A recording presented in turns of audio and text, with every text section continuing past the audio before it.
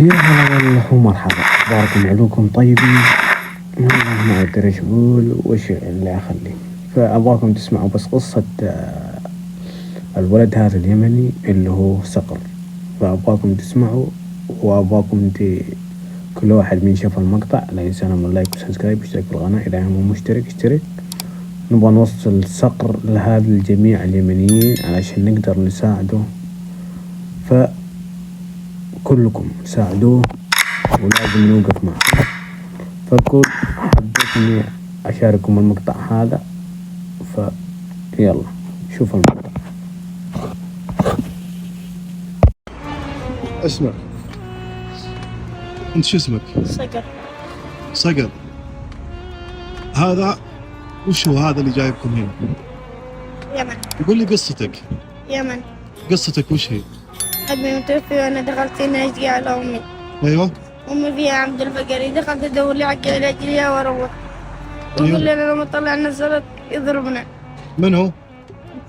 علي اسمه. وش يسوي؟ وين يوديكم؟ ودينا البيت ونزلنا هنا في الشوارع.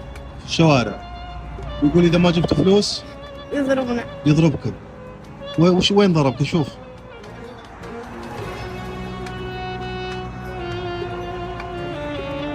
يوجع يا أخي.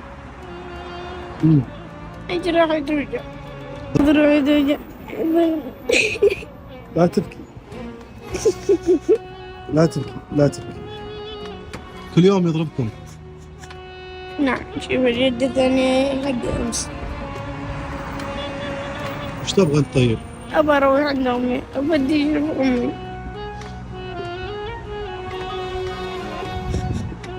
اسمعني، الأمور طيبة معلش. كلم الشرطة. ها؟ أيوة، بدي أروح عند أمي.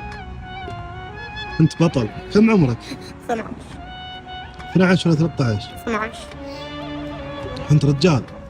إن شاء الله. أنت رجال. يا أخي لا تبكي، لا تبكي.